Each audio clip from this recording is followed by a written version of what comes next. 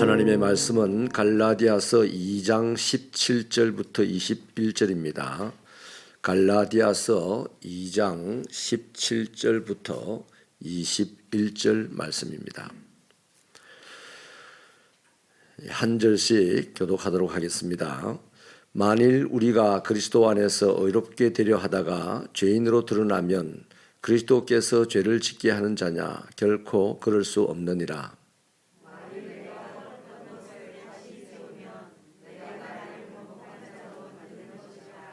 내가 율법으로 말미암아 율법에 대하여 죽었나니 이는 하나님에 대하여 살려 함이라.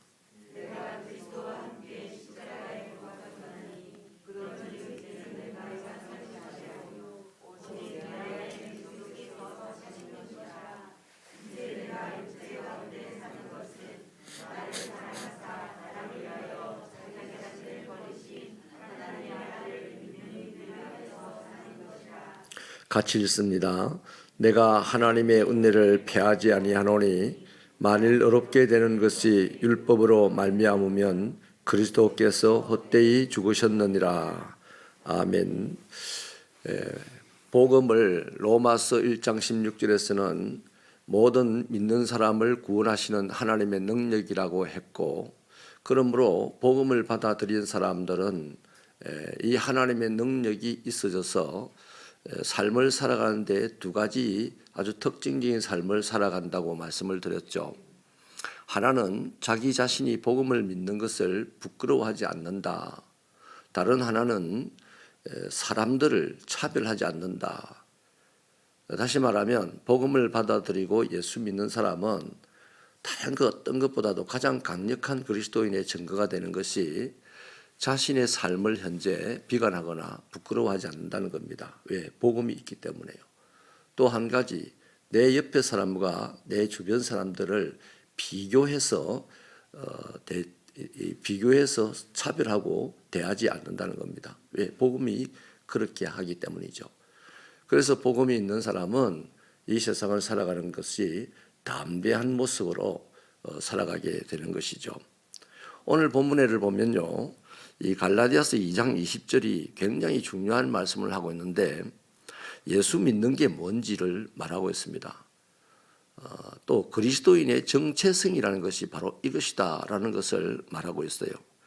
그래서 예수를 믿는 사람은 이 사람은 예수 믿는 사람입니다. 방언을 한다, 예배를 드린다. 예수 안 믿는 국회의원도 예배 드리러 오거든요. 표 얻으려고요. 그렇기 때문에 예수를 믿는다는 것은 확실한 증거는 이 말씀 안에서 우리가 찾아보면 돼요. 첫째는요, 예수를 믿는다는 것은 나는 죽고 다시 살았다라는 사람입니다. 내가 죽고 다시 산 것이 바로 예수를 믿는 건데, 그리스도와 함께 십자가에 못 박혔다 그런 거죠. 그래서 주님이 십자가에서 못 박혀 죽으실 때 나라는 인간도 죽었다는 것을 믿는 거예요. 여기서 죽었다라는 것은 육신의 목숨이 끊어졌다는 것이 아니라 죄에 대하여 죽었다는 말이 됩니다. 그러니까 예수님이 십자가에 못 박혀 죽으실 때 나도 못 박혀 죽었는데 내 죄가 거기 못 박혀 죽었다 이겁니다. 나라는 사람과 죄가 분리되게 됐다는 것이죠. 그리고 주님이 사흘 만에 다시 살아나셨을 때 나도 그리스도와 함께 다시 살아났다는 것이죠. 이걸 믿는다는 겁니다. 여기서 또 살아났다는 말은 육신이 살아난 것은 아니죠. 육신이 죽지도 않았는데 뭘 살아나겠어요. 그래서 뭐가 살아나냐면 의에 대하여서 살아났다는 겁니다. 자, 예수님이 십자가에 못 박혀 죽을 때 나는 죄에 대하여 죽게 되었고 예수님이 사흘 만에 부활하실 때 나는 의에 대하여 살아났다는 말이 됩니다. 다시 정리하면요, 그리스도인이 예수님을 영접하기 전에는 삶이 죄에 대하여 살고 의에 대하여 죽었던 삶이었습니다. 그래서 하나님의 영광에 이르지 못하고 항상 절망하는 그런 삶을 살았죠. 그런데 예수님을 영접하고 난 이후 이제부터는 예수님과 함께하는 사람이 되었습니다. 그래서 이전에는 자기가 자기 안에서 자기를 주장하는 것이 죄여서 가지고 이 죄에 이끌려 죄와 함께 멸망으로 달려가는 삶이었어요. 그러니까 당연히 하나님의 영광에 이르지 못하게 되고 늘 사는 것이 절망스러움으로 살아가는 거죠. 그런데 이제 예수를 영접하고 난 이후부터는 자기 안에서 주장하는 이가 죄가 아닙니다. 바로 예수 그리스도가 자기 안에서 자기를 주장하는 거죠. 그래서 주님이 이끄시는 대로 주님과 함께 하나님의 의와 생명의 자리를 향하여서 지금 달려가고 있는 것입니다. 이렇게 변했어요. 예수를 믿는다는 것은 내가 죽었고 내 안에 예수가 산다 하는 것입니다. 자, 그럼 내가 죽었고 내가 다시 살아났다. 내가 예수를 믿어서 복음을 받아들여서 예수를 영접해서 내가 죽었다, 이 말은 내가 죄에 대하여 죽어버렸다는 겁니다. 그리고 뭐에 대하여? 하나님의 생명에 대하여, 하나님의 의에 대하여 살아났다는 겁니다. 그 죄에 대해서 죽은 사람이 죄에 대해서 반응하겠습니까? 사실 그리스도인은 죄에 대해서 반응을 안 해야 돼요. 아니, 반응을 못하게 되어 있습니다. 영적으로, 그죠? 죄에 대해서 죽어버렸는데 죽은 시체가 자기 때린다고 빼때려 하고 일어나지 않잖아요. 그래서 이 죄라는 것이 막 오만 가지로 지금 막 다닙니다. 우리 육체는 그대로 살아있잖아요. 근데 죄에 대하여 죽어버린 사람이기 때문에 죄가 막 다녀도 그것에 대해서 신경을 안 쓰는 사람이 되는 거죠. 그거에 대해서 별로 감각이 없어지는 사람이 되는 거죠. 대신에 뭐에 대해서 감각이 살아나 있다? 하나님의 활동에 대해서 감각이 살아나 있는 사람이 되는 거죠. 바로 내가 죽었다, 이 말은요, 바로 그겁니다. 죄에 대해서 죽었고 하나님의 생명, 하나님의 의에 대해서 살아났다는 것을 뭐한다? 믿는 사람이 그리스도인이라는 거예요.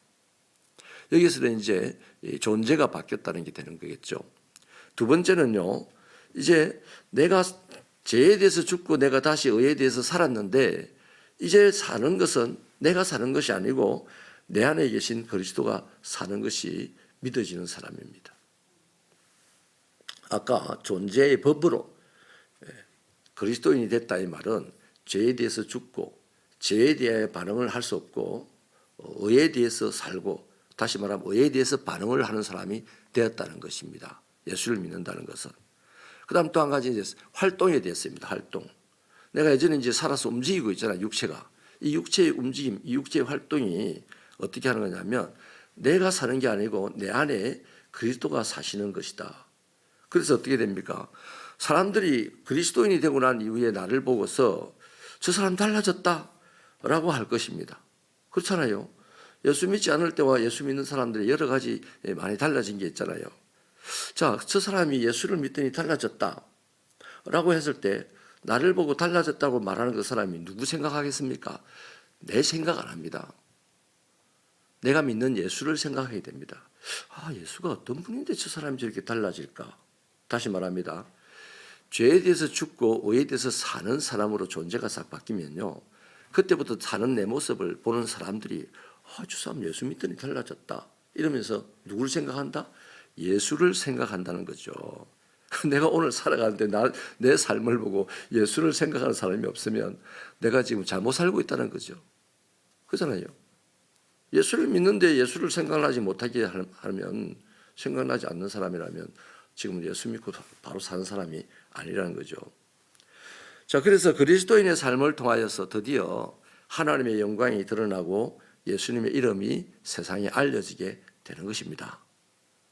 아멘이십니까? 하나님이 직접 당신의 영광을 쫙 하고 무지개 떠듯이 펼쳐내고 이러지 않습니다. 그런 것 때문에 지금 우크라이나 전쟁 없어요. 하나님의 영광으로 싹 덮어버리죠. 지진 없어요. 지진이 꿈틀꿈틀할 때 사람들이 온천 정도만 할 수 있을 정도로 하고는 지진을 또 싹 잠재우시겠죠. 하나님 직접 영광을 드리면 그러겠죠. 근데 그런 게 있습니까? 없어요. 하나님의 영광은 누구를 통해서 난다? 바로 그리스도를 통해서 이 세상에 하나님의 영광이 드러나게 됩니다. 아멘. 그 예수의 이름을 누굴 통해서 알게 된다? 여러분, 닭이 막 꼿꼿하게 했는데 세상 사람이 예수 이름을 알게 됐을까? 예수님이 십자가에 못 박혀 죽었는데 세상 사람들이 그 예수 이름을 알까? 그거 보고? 몰라요. 누구를 보고 예수를 안다? 예수 이름 안다? 예수를 믿고 예수님을 믿고 살아가는 그 사람의 삶을 보고 예수의 이름을 아는 거예요. 그러니까 저와 여러분의 삶이 얼마나 중요한지가 이제 분명하죠. 이거 마치요, 우리가 호수가에 서서 호수 안을 향해서 돌멩이를 하나 던집니다. 던지면 그 동시문이 이렇게 퍼져서 호숫가로 나가죠. 그런데 어느 날 잠깐 가다가 없어집니다. 근데 계속 돌멩이를 던지다 보면 그 동시문이 퍼져서 호숫가에 도착을 하는 것과 같은 거죠.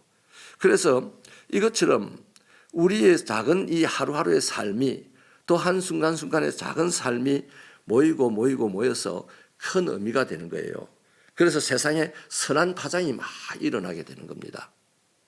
그때 이제 사람들은 하나님의 영광을 보게 되고 예수의 이름을 알게 되는 거죠. 그게 우리말로 하면 하나님의 나라가 이 땅에 만들어지고 세상이 평화롭게 되고 아름답게 되는 거죠. 어린아이가 독사의 굴에 손을 집어넣어도 독사가 물지 않고 애가 소를 곰과 호랑이 같은 짐승들을 장난감처럼 데리고 다니는 그런 멋진 세상이 되는 것이죠. 누구를 통하여서? 하나님 예수를 믿는 그리스도인의 삶을 통하여서. 그래서 내가 사는 게 내가 이 육체가 사는 게 아니고 내 안에 계신 예수님이 사는 것이 예수님이 나를 주장하는 삶을 살아간다 이 말입니다. 그러면 이제 우리 고백이 되죠. 나를 부인하고 자기 십자가를 지고 예수 따라가는 것이 그렇구나. 나는 날마다 죽는 것이 그렇구나 하고 다 이해가 되는 겁니다. 그거 다 뚱딴지 같은 소리예요. 그렇게 살지 못하는 사람에게는 그 말이 다 뚱딴지 같은 소리예요. 형이상학적인 소리예요. 그러나 내가 지금 사는 것은 이 육체로 사는 것이 아니고 내 안에 계신 예수가 사는 것이다. 다시 말하면 예수가 나를 주장하고 키를 잡고 나를 유지하고 운행하고 가시는 것이다. 이 고백이 되는 사람의 삶에는 점점 그 사람의 작은 삶에 하나하나가 모여서 하나님의 영광이 드러나게 되고 예수의 이름이 알려지는 삶이 된다는 것입니다. 이런 축복이 있기를 축원합니다. 그래서 사람들도 그렇고 하나님도 그렇고 나도 그렇고 뭐라고 합니까? 누구든지 그리스도 안에 있으면 새로운 피조물이다. 이렇게 되는 거예요. 예수를 믿는다는 것이 바로 이렇습니다. 내가 죽었다. 내가 죽고 다시 살았다. 죄에 대하여 죽고 의에 대해서 살았다. 지금 내가 사는 것은 내 육체가 사는 것이 아니고 내 안에 계신 예수가 사는 것이다. 그래서 그 사람의 삶에 작은 거 하나도 하나둘 모아져서 커다란 의미가 되고 세상에 파장을 일으키고 그것이 바로 하나님의 기적 같은 하나님의 나라다라고 되는 거예요. 사실 바울이요 오늘 본문 그 정말로 중요한 말씀을 하는 게 베드로를 이방인하고 밥 먹다가 자리 피했다고 사람 와지래 정도하고 끝내면 될 일을 이 베드로를 엄청나게 책망하고 니는 하나님께 정죄받을 사람이다 라는 식으로 얘기를 할 정도로 그 당시 기독교 최고 수장을 보고 그렇게 말할 정도로 책망을 하는 그 사건 속에 오늘 이 중요한 말씀을 넣어두고 있습니다. 바로 이유가 그것 때문입니다. 베드로는 이미 이방인들과 함께 이방인들의 음식을 먹는 것이 죄가 아닌 걸 알고 있어요. 그렇게 고백을 이미 했습니다. 그래서 고넬료 집에 가서 예배도 드리고 말씀도 전하고 그들이 먹던 돼지고기도 같이 먹고 했어요. 그래서 지금 바울도 그렇고 베드로도 그렇고 이방인들과 함께 식사하고 함께 예배드리고 이런 것이 하나님 보시기에 어려운 것이다 라는 데까지 와 있습니다. 다시 말해서 그리스도 안에 있는 사람들까지 함께 교제하는 것을 정죄하게 되면 어떻게 됩니까? 이방인이라고 그 사람이 예수를 믿는데도 이방인이라는 것 때문에 정죄하면 그건 누구를 정죄하는 거다? 그를 용서하고 그를 하나님의 자녀이 되게 한 예수를 정죄하는 것과 똑같다 이 말이에요. 오늘 우리도 마찬가지예요. 내 주변에 죄를 지은 사람이 신문에 나고 막 다 이렇게 있어요. 그 사람을 내가 정죄하면 어떻게 되겠습니까? 그 사람을 사랑하시고 그 사람을 용서하시고 그 사람 못났지만 자기 자녀 삼으신 예수를 정죄하는 것과 똑같다 이 말입니다. 인정하시면 아멘입니다. 그런 거예요. 그러니까 나는 정죄하고 싶어요. 나는 같이 있고 싶잖아요. 나는 같이 밥 먹고 싶잖아요. 근데 예수님이 그 사람을 정죄하지 않습니다. 예수님이 그 사람과 함께 밥 먹습니다. 그러면 나도 내가 사는 게 아니고 예수가 사는 것이기 때문에 나도 그 사람과 밥 먹어야 돼. 나도 그 사람 용서하고 그 사람을 잘 살도록 예수님처럼 이끌어줘야 되는 겁니다. 너무나 괴로운 일이지만은 그게 바로 예수의 이름이 알려지는 것이 되고 하나님의 영광이 드러나는 것이 된다는 겁니다. 그럼에도 불구하고 베드로는요, 야고보가 그렇게 그런 복음의 의식을 가지고 밥을 먹다가 야고보가 보낸 사람들이 예루살렘에서 오고 있다 하는 소리를 듣는 순간 그 사람들이 도착하기 전에 얼른 그 자리를 떠나버렸어요. 그러니까 얼마나 이 안디옥 교회 사람들은 당황했겠습니까? 상처됐겠습니까? 여러분, 부흥회를 우리가 모셨는데 부흥회 강사가 우리 교회에서 부흥회를 하다가 말고 어디 가버렸어요. 다른 볼일이 있어가지고. 그러면 우리 얼마나 상처가 되겠어요? 그 사람을 부흥사를 하겠습니까? 똑같은 짓을 한 거예요. 베드로가 자기가 이방인하고 밥 먹는 것을 보여주기 싫어서 그것이 창피해서 그렇게 떠나버렸단 말이에요. 복음은 아까 뭐라 했습니까? 자기를 부끄러워하지 않았습니다. 담대하다 그랬습니다. 사람을 차별하지 않는다 그랬습니다. 여기에 이 밥을 먹다가 자리를 판 이 조그마한 사건 하나가 기독교의 어마어마한 파장을 몰고는 기독교 정신을 훼손하는 행동이었다 하는 거죠. 그래서 바울은 가차없이 이 기독교의 수장을 지금 책망을 한 겁니다. 여러분, 복음은 그리스도 안에 있으면 누구든지 새로운 피조물로 만듭니다. 유대인도 아니고 이방인도 아닌 그리스도인으로 만들어 버립니다. 그 여기 20절에 죽었다는 말은요, 바로 바울이요 유대인의 자기 정체성을 버려버렸다는 의미입니다. 자살했다는 말이 아니잖아요. 날마다 죽는다는 말, 자살한다는 말이 아니잖아요. 자기가 지금까지 가지고 왔던 고정관념을 버리고 자기가 지금까지 인정해왔던 그런 것들 다 버린다. 뭐 앞에서? 복음 앞에서는요. 그래서 자기는 예수님을 알기 전까지는 유대인으로 살아왔지만 예수님을 만나고 난 이후로는 유대인으로서의 자기 정체성을 버리고 그 정체성은 아무 의미가 없어졌다는 얘기입니다. 물론 이후 바울의 삶을 보면요, 바울만큼 유대인처럼 사는 사람도 없어요. 바울은 뼛속까지도 유대인 정신이 있던 사람입니다. 그런데 그리스도인이 되고부터는 유대인의 이 생활 양식, 유대인의 이 정신, 이런 것들은 지금까지 살아온 문화의 규범 정도였지 그것이 자기 인생을 끌고 가는 규정은 아니라는 것을 지금 고백을 하는 겁니다. 말씀을 이제 마칠게요. 저와 여러분은 한국인이고 각자 성을 가진 김씨, 최씨, 이씨, 박씨 뭐 그렇습니다. 근데 한국인에게는 한국인의 문화가 있고 한국인의 정서가 있어요. 자신의 이 혈통들, 가문들 다 그런 그 정체성들이 있습니다. 그런 정체성을 따라서 매 순간을 살아가는 것이 우리들인데 이제 한국인 우리가 김씨, 이씨, 박씨, 최씨인 우리가 어떤 사람이 됐냐고요? 그리스도인이 됐다는 겁니다. 그러니까 그리스도인이라는 이 사실은 한국인이라는 사실보다 더 중요합니다. 한국이라는 사실은 잠깐이겠지만 그리스도인이라는 사실은 영원한 거거든요. 김씨, 이씨, 최씨, 박씨라는 것은 중요한 거지만 그리스도인이라는 이 이름 앞에서는 중요하지 않다는 얘기입니다. 이것을 고백하고 내려놓으시길 바랍니다. 그래야 복음의 사람이 됩니다. 복음은 아까 그랬잖아요. 자기 자신을 부끄러워하지 않는 사람, 담대한 사람, 사람을 차별하지 않는 담대한 사람. 이 담대하지 않으면 부끄러워할 수밖에 없고 담대하지 않으면 누군가를 차별할 수밖에 없어요. 그래서 복음은 하나님의 능력이 들어와서 나를 담대하게 하는 건데 내가 이전에 가지고 왔던 그 사고방식들, 이전에 가지고 왔던 편견들, 이전에 가지고 왔던 우리 집의 문화 이런 것들이 중요하지 않다는 건 아닙니다. 중요해요. 여전히 저는 김씨로 살 겁니다. 누가 내보고 박씨 하라면 그 사람 보고 화를 내겠죠. 김씨가 될 겁니다. 여전히. 그러나 그 김씨가 그리스도인이라는 이 명제 앞에서는 아무것도 아니다 이 말이에요. 그럴 때 우리는요 굳이 한국이라는 이 문화 정서 또 한국이라는 이 국적을 버리라는 얘기가 아니라 그런 문화 정서 속에 그런 국적을 가지고 살아가지만 그보다 더 중요한 것은 하나님의 나라 백성이다. 그보다 더 중요한 것은 그리스도인이다 하는 이 의식 이것이 분명하게 있어야 된다는 겁니다. 그래서 우리가요 참 감사하게도 지난주에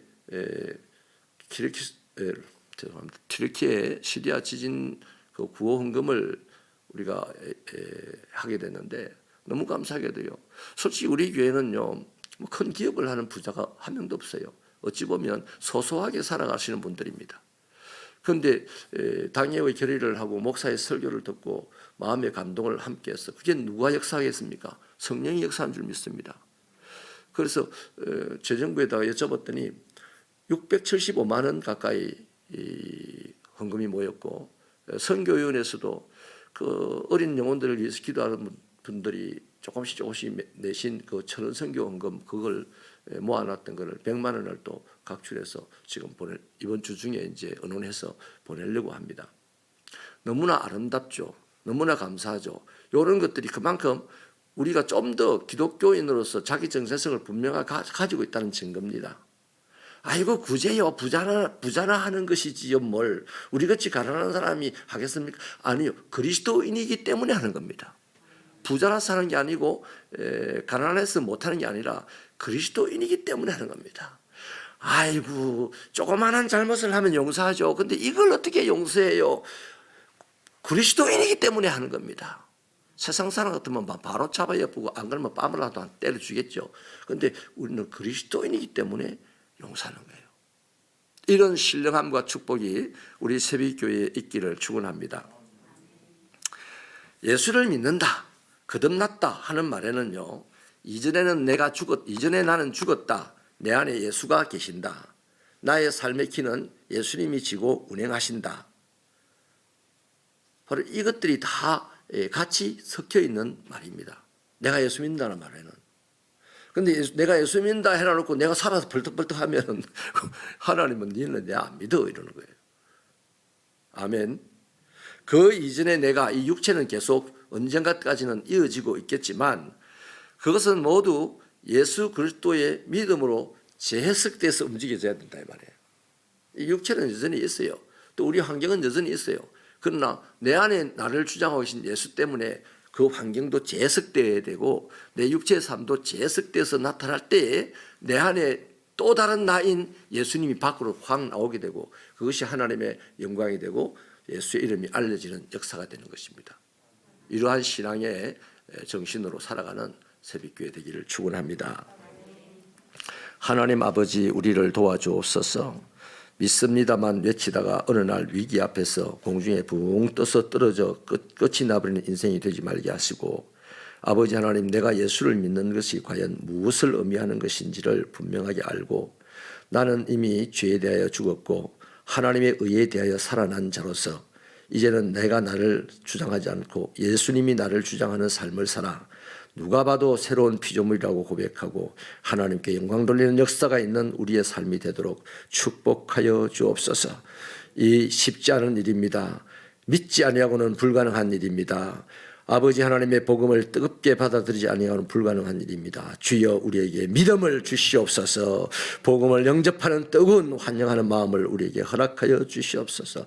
다시 한번 거듭나서 예수님처럼 살아가기 위해서 몸부림치는 우리들이 될 수 있도록 축복하여 주시고 이 일을 방해하는 육신의 아픔과 마음의 아픔과 모든 괴로움들을 성령으로 결박하여 드러내어 주시고 우리가 자유함으로 하나님의 자녀답게 살아가게 하여 주옵소서.